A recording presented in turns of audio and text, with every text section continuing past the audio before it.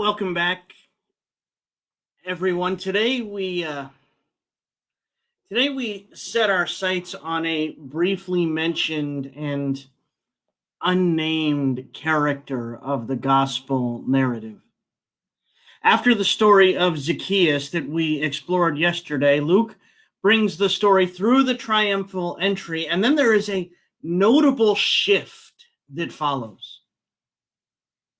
Throughout Jesus' ministry, there was a clear willingness on his part to upset the norms of both the Jewish faith and society as a whole. As that willingness takes root in Jerusalem, however, Luke's gospel shifts into a much more adversarial mode. This man who's been teaching and healing and at times upsetting the apple cart throughout the wider region is now standing and doing the same at the temple in Jerusalem. And in Luke's gospel, that brings on a whole new level of debate and challenge coming from the Jewish establishment. And those few chapters between Jesus' entry into Jerusalem and then the beginning of the Holy Week story are laden with that confrontation between Jesus and the leaders of the Jewish faith.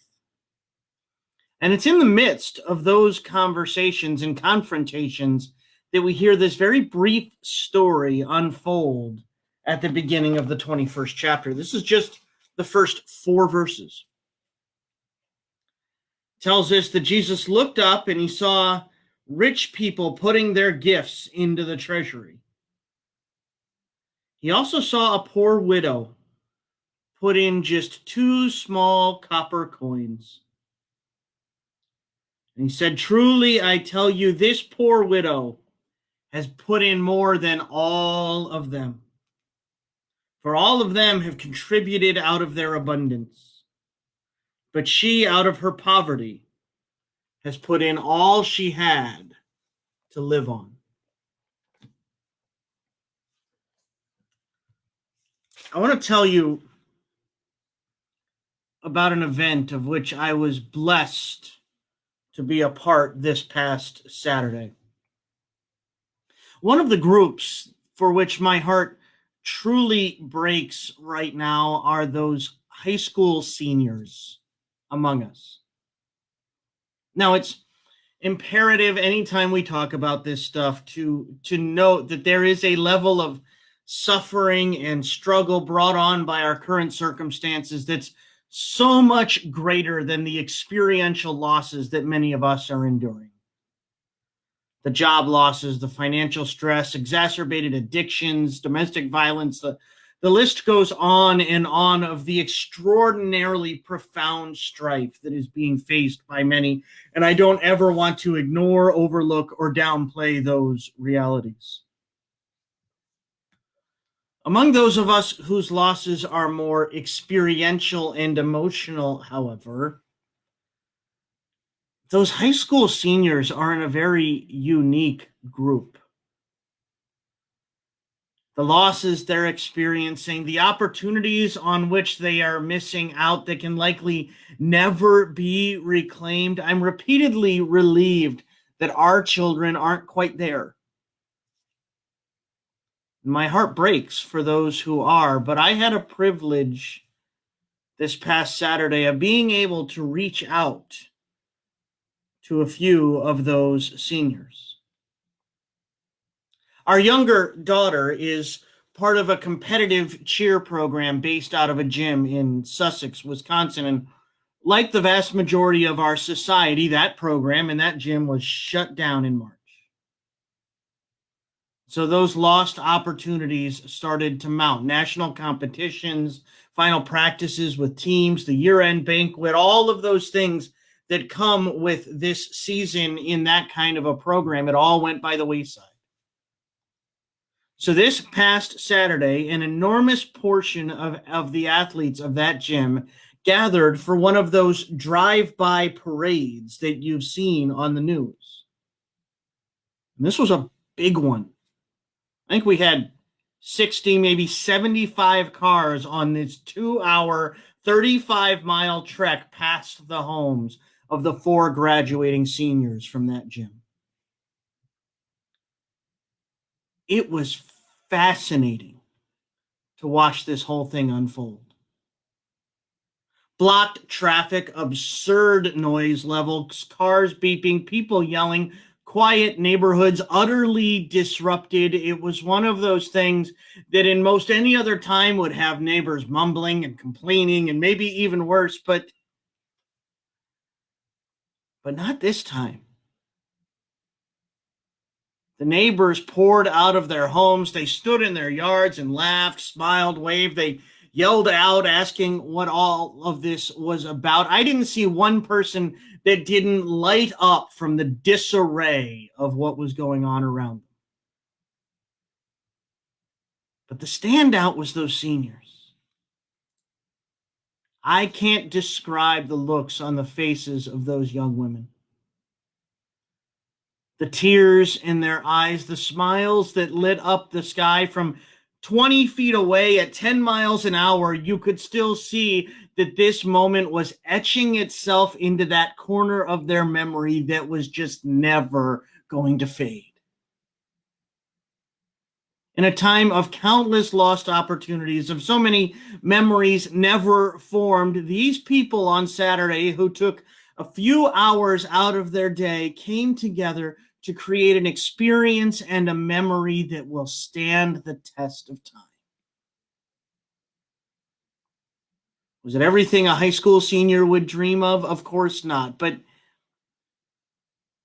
it was what we could do in the circumstance we were in. And I simply can't put words to the palpable difference that it made in the lives of those athletes.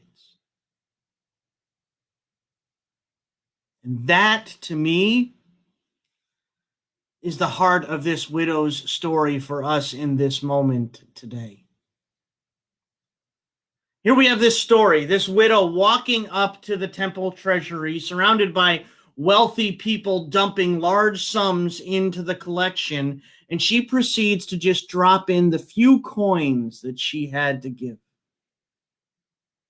A pittance in comparison to that which the others were giving. And yes, so often this passage is justifiably used as something of an object lesson of how willing we are to lay the entirety of ourselves, time, talent, money, all of it, at the feet of God. But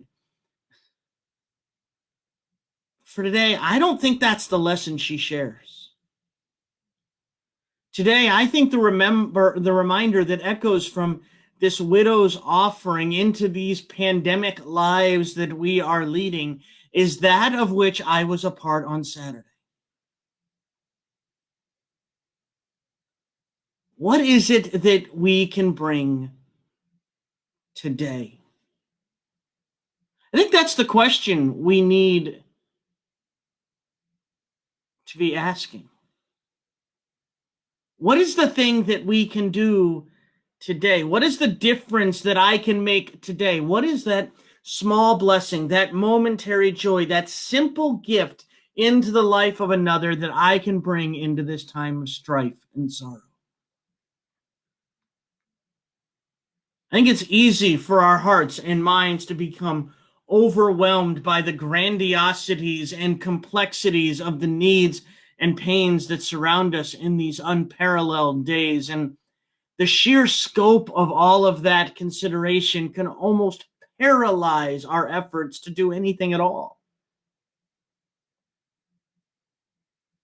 I have to tell you, however, that so many of my true high moments of these past 2 months have been those times that I've been a part of just doing that which we can do right now to reach into the life of another.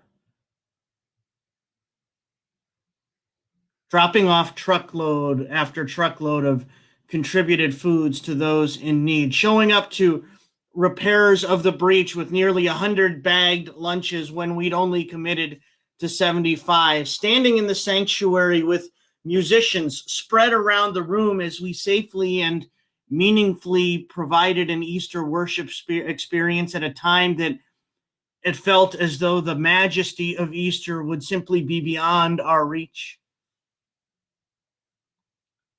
driving around with my daughter for a few hours and beeping and waving out the window at those senior athletes. These aren't moments of extraordinary capacity or unparalleled commitment. These are moments in which I did that which I can do in the face of these days to reach into the life of another. These are moments in which I was part of our church doing something that we can do in this moment to reach out into the life of another. And they have been the highlights of these past weeks for me. It's the call or the card to the elderly church member who is isolated by the realities of today. It's the curbside visit with an old friend who chats with you from their porch as you sit in your car. It's the meal or the dessert dropped at the door of the frontline worker who's spending their days keeping the rest of us safe and secure. I could go on, but the heart that echoes from the widow's offering is that she brought in that moment what she could. And I can tell you from experience that our greatest joys in the face of these trying days will be those moments when we find our ways to do the same. I have to take an extra moment and tell you that as I put together my reflections for this message this morning, I turned to my email literally as I was finishing putting all of this together to find an email from one of our members offering to bring food to our home as a gesture of thanks for that which we in the church are doing to minister to the members. It was a moment that brought a tear to my eye. A simple thing, a small gesture that echoed the heart of this message and touched my heart in such a real way. It's not about grand gestures. It's not about solving it's all. It's about that thing, that act, that moment of heart and generosity that we can bring in the midst of this into the life of another. It will bring tremendous joy to them. And it will be a tremendous blessing to you as you find your opportunities to do it.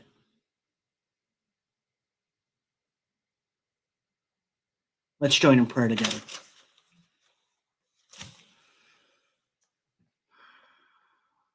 There's little joy, we know, God, that exceeds that which we find in sharing your love with others. So open our eyes, God, to the needs that surround us. Help us to not be overwhelmed by the scope and complexity of our circumstances, but to have the wisdom to see those places where we can place our gifts, our time, our efforts to reach with meaning into the life of another. Grant us, God, the ability to see our opportunities to be that blessing to others. And help us to experience the blessing it is for us to do so. In his name, amen.